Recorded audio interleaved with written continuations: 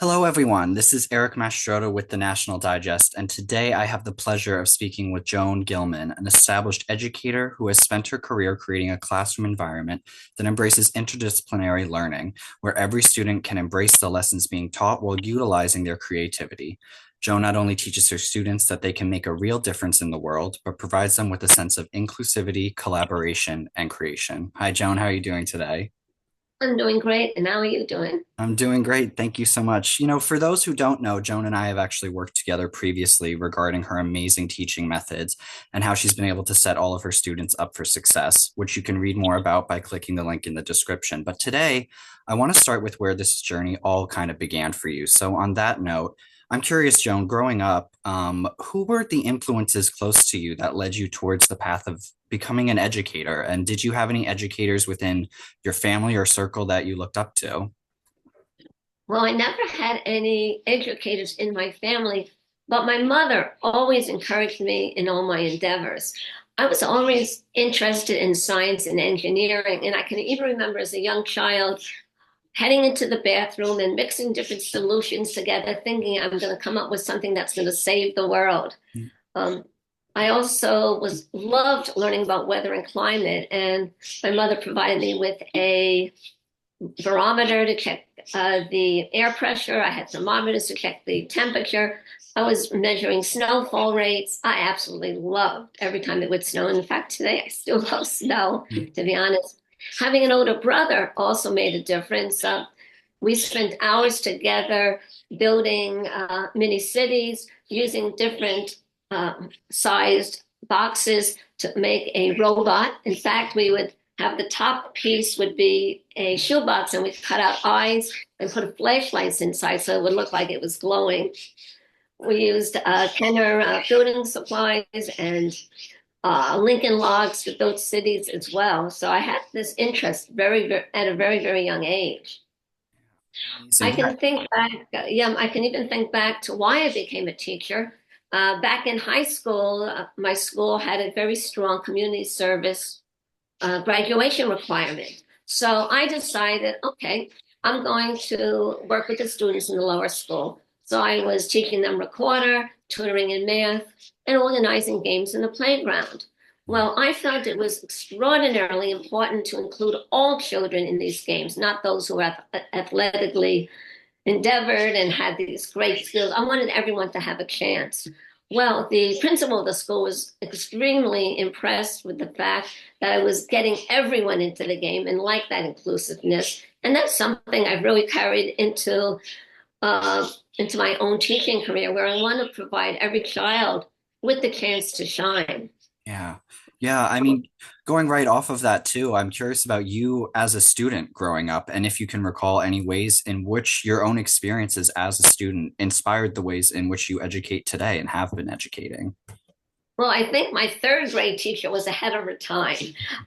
We were learning about dinosaurs, which I still love to learn about today. And we decided that we're going to set up a model of a dinosaur scene right in the classroom. Mm. So in our regular class, we were reading about dinosaurs, learning about them. In art class, we were constructing the dinosaurs using paper mache. But our teacher had a really brilliant idea. She said, just sticking them in this container doesn't look like much. We're going to grow our own grass. So we put in soil, grass seeds, watered, and before we knew it, we had grass growing up. So by the time our dinosaurs were ready, we put the dinosaurs in that scene, and with that tall grass, it gave it a much more realistic appearance. So that I thought was awesome.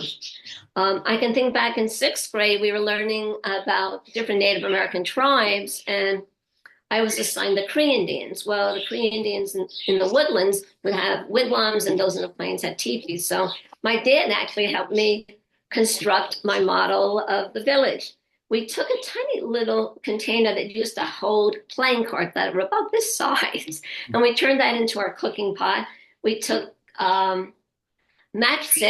We burnt them and then colored them red and put the pot, what we would call a cooking pot on top, giving it a nice realistic appearance.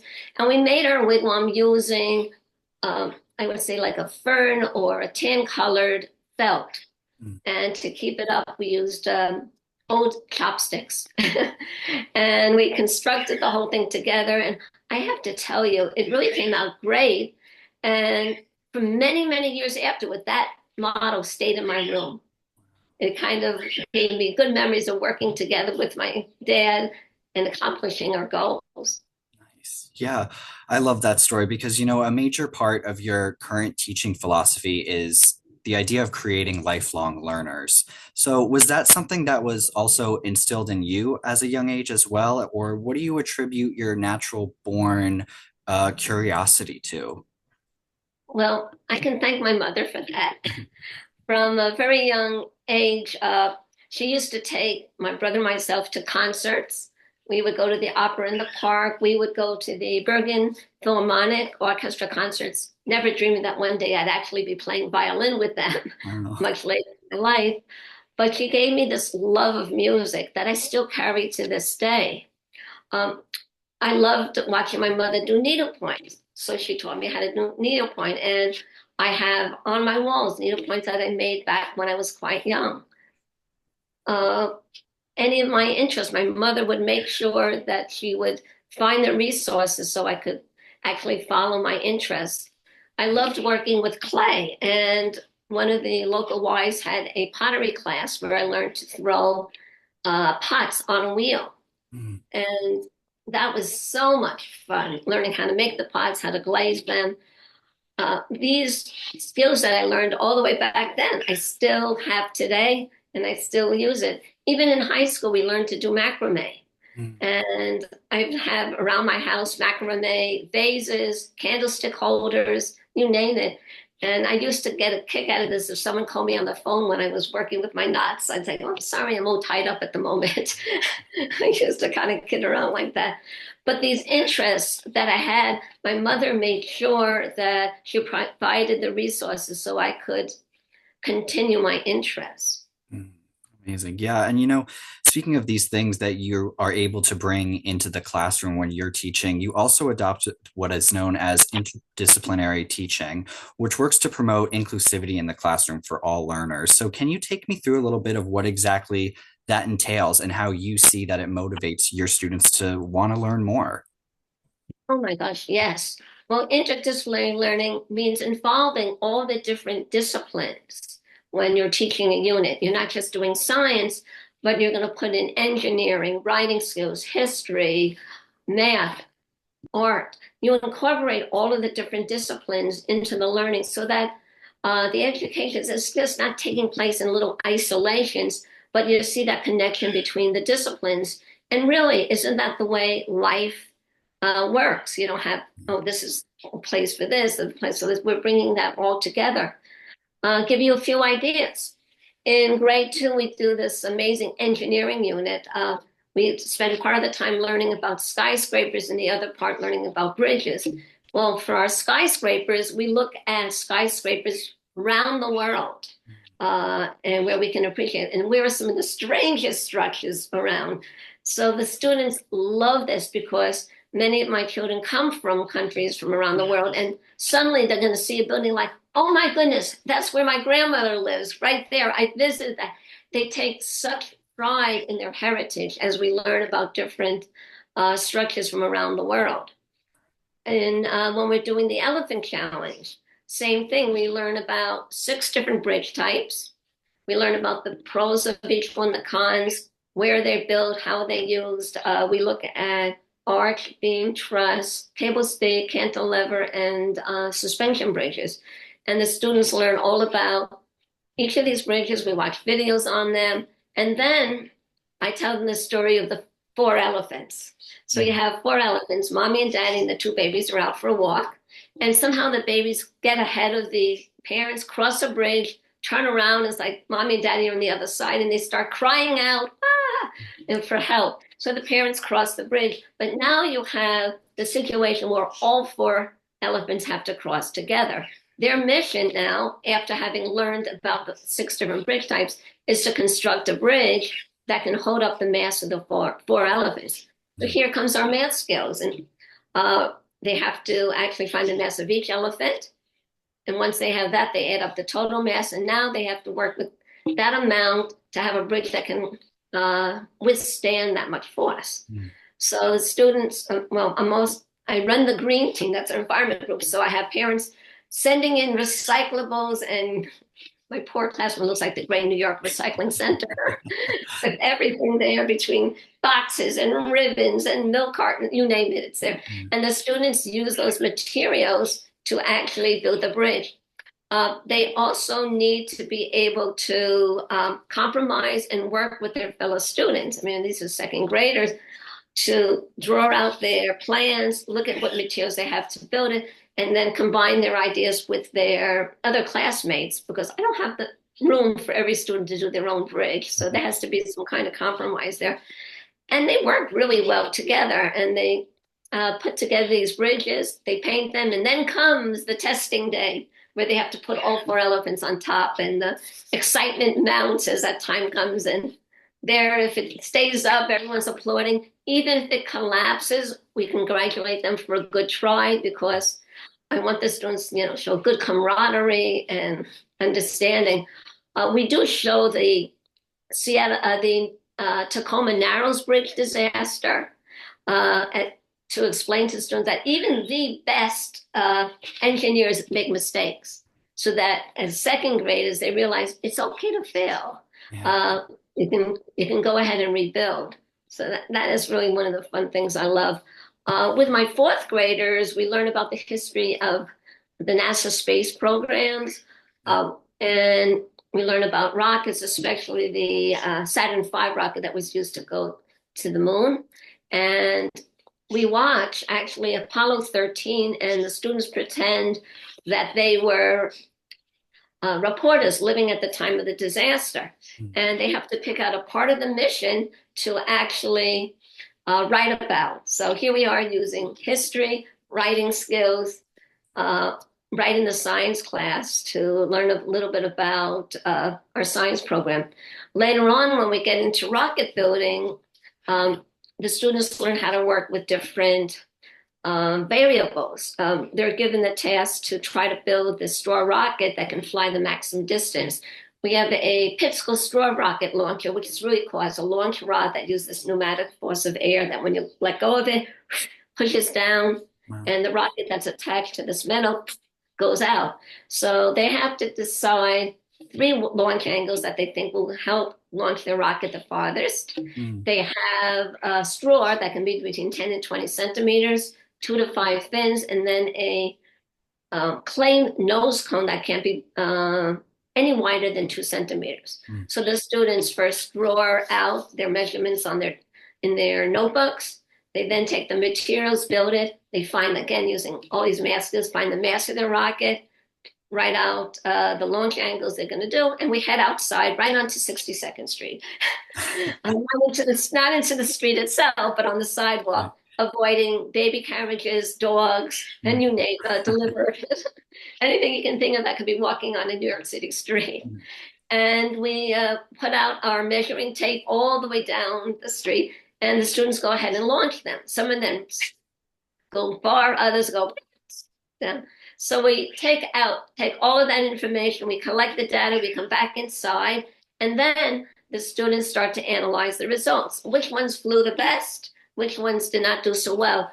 So based on the data we collect, we then have the students redesign their rockets. We don't just go with, oh, it failed, okay, next topic. No, we want them to now try to fix what has gone wrong with their rockets. And once again, we go outside and test them, and in almost 100%, the students have a much better outcome the second time, and they feel good about it.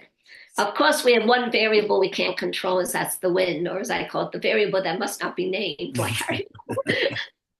So we have to get to a day that the wind is very mild. Our record, actually, from my old school was 29 meters, 90 centimeters. And no one's ever come close, but we're working on it. Yeah. I think the guys were all aligned for perfect weather for a launch. Yeah, I love that. I love how layered and creative so many of the lessons and projects that you do with your students that we've talked about too in the past as well are. And, I'm curious, with someone who has as much experience in this field that you do, If there's one piece of advice you would give to new educators today to help guide them in creating that positive classroom environment where their students are genuinely excited to learn, and also was there any advice that you were given that helped you when you first started teaching as well? Oh my gosh. If we go back to when I was student teaching for my master's, I was taking my master's at NYE in teaching the hearing impaired. I was doing my student teaching at PS 47 Junior High School for the deaf. And this woman was incredible. Most deaf children, after about 12 years of schooling, read on, if they're profoundly deaf, read on maybe about a 4.3 grade level because they're trying to acquire a language they've never heard. Mm, And so we used sign language, total communication with the students. Best way I can describe it is it would be like you going to a foreign country, right. turning on the TV, shutting the volume, and try to learn the language just watching the lips move. And Mm, that's what it's like for a profoundly deaf child. So my corroborating teacher was brilliant. Here we are doing an engineering unit with learning about electricity, batteries, kinetic and potential energy, you name it, and some pretty complex principles. So how do you get this across? And she decides they're going to make a mini amusement park with working rides and attractions. So here we have students making gondolas with these pulleys. We have a boat ride using batteries moving in a container. We have a roller coaster showing different gravitational potential energy and all this.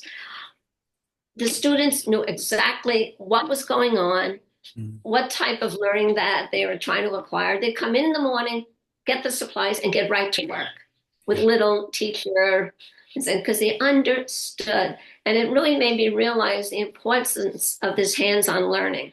Mm, If they were to just sit in there, take notes, they're not going to know it, but actually using their own hands and ingenuity and creativity yeah. to showcase their learning. This is something that will stand with them. And I know for me, it was a great learning experience because if this works well for deaf kids, it certainly will work brilliantly for other children. Right. Amazing. Wow. Yeah, I love that. The hands-on and creative approach really it keeps them motivated and makes them want to keep coming back to the classroom. It's I think back even with my sixth grade when sometimes I'll begin a unit with a rap. I'm sometimes known as the rap teacher, and to get their attention, especially in sixth grade. But when we were learning about different natural disasters, instead of saying, "Okay, we're going to have a test on this one, that one," that I actually have them develop. Um, some of them make public service announcements that they film of what to do in case one of these natural disasters are coming. Others might make models. I had one boy who made a game where you roll the dice, go into place, pick up a card. Okay, 20 inches of rain are reported. What do you do? It had questions related to natural disasters. Great way to learn it. Had some people doing models, but the students had a chance to choose the medium that worked best for them. And it was learning that was something internalized. And that wasn't something they memorized for a test and forgot it the next day. They had to share their knowledge with their students. They had to be able to teach what they had learned. And that makes a big difference. yeah, Because if you can't teach it to your own peers, then you don't really know it. that's amazing. Well, Joan, thank you so much for taking the time to speak with me today and to tell us all about your story and the inspiring ways in which you became the impactful educator that you are. I really appreciate it. I do want to mention for those new in teaching, don't be afraid to ask for help. Yeah. You're in an entire building filled with professionals, and you should feel at ease to ask your fellow teachers for guidance, advice. Even though this is my 44th straight year, I'm still learning. Yeah. Every year, I'm still taking professional development classes because I feel there's so much more for me to know. Mm. And a lot's changed. I mean, I began in the South Bronx with a blackboard and chalk, never dreaming that I would be miserable without a smartboard.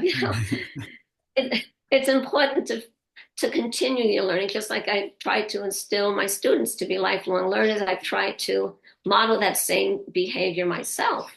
Yeah. Um, 2018, I went through the program to become a National Geographic certified educator.